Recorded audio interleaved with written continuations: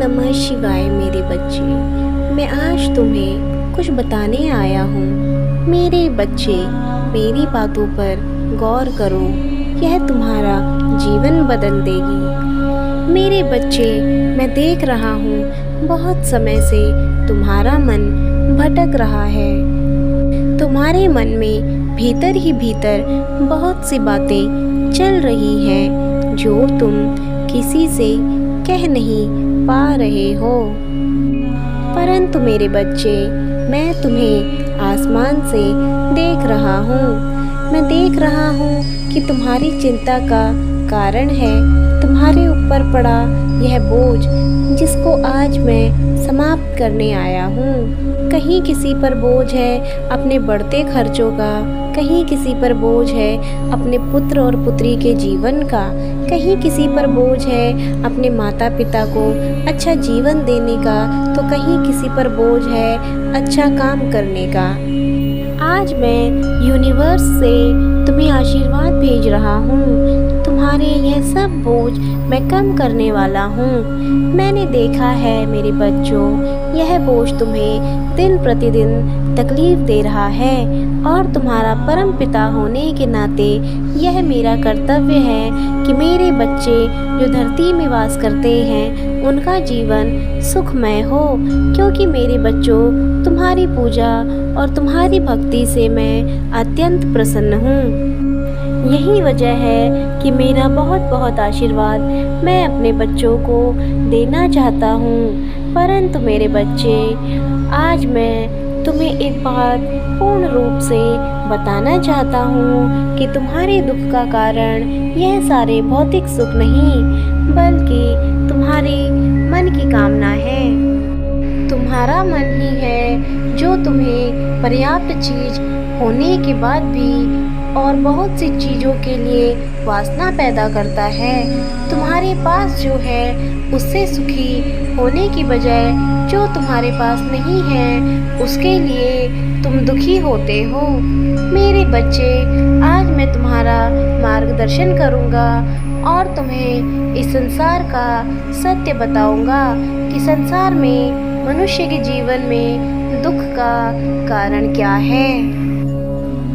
इस संसार में मनुष्य का सबसे बड़ा दुश्मन स्वयं मनुष्य खुद है, क्योंकि मनुष्य की ज़्यादा पाने की इच्छा ही उसे गलत मार्ग पर लेकर जाती है, जिससे उसके जीवन में अत्यधिक दुख पैदा होता है।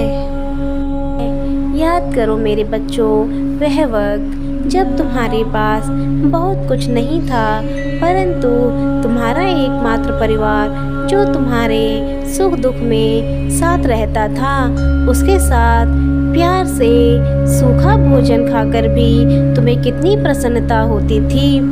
परंतु मेरे बच्चे, ज़्यादा पाने की चाहत में लोग स्वयं अपनों से दूर होते गए और आज अकेले परिवार के अलावा उनका सुख दुख पूछने वाला उनके पास कोई नहीं है।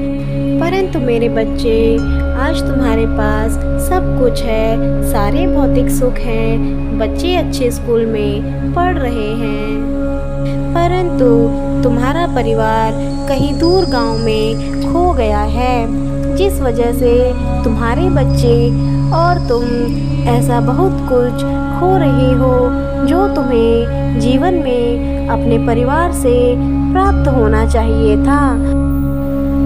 और अपनों से दूर होने के कारण तुम्हें मानसिक अवसाद, शारीरिक रोग, अच्छा खान पान सब कहीं दूर रह गया है, कहीं दूर छूट गया है। और अपने बच्चों को तुम जो संस्कार नहीं दे पा रहे हो, कोई कमी रह गई है। तुम्हारे माता पिता, दादा दादी के रूप में तुम्हारे बच्चों को वे सारे संस्कार दे सकते थे। स्वयं विचार करो मेरे बच्चों, मैं तुम्हारा परमपिता तुम्हें सदैव अच्छे आशीर्वादों से प्रेरित करता रहूँगा और मैं सदैव चाहूँगा कि मेरा भक्त सदैव अच्छे राहों को चुने और अपने जीवन में सत्कर्म करे। मेरे बच्चों, एक बात सदैव याद रखना, जैसा हम सोचते हैं वैसे ही हम बन जाते हैं। इसलिए सदैव अच्छा सोचो, और अगर आप अच्छा सोचोगे तो सदैव आप अच्छे कार्य करोगे। आपका जीवन सत्कर्म की ओर बढ़ता रहेगा। तुम्हारी पूजा पाठ ने और तुम्हारे भक्ति भाव ने आज मुझे मजबूर किया कि मैं तुम्हारी आँखों पर चढ़ी पट्टी को उतारूं और तुम्हें तुम्हारे अंदर के अवगुणों से तुम्हारा सामना करवाऊं। तुम्हें बताऊं कि तुम्हारे अंदर दुख का कारण तुम स्वयं खुद हो, क्योंकि तुमने जीवन में ऐसे लोगों से आशाएं रखी जिन लोगों से तुम्हें नहीं रखनी चाहिए थी। गलत लोगों की संगति में आकर तुमने अपने जीवन को बर्बाद कर लिया है।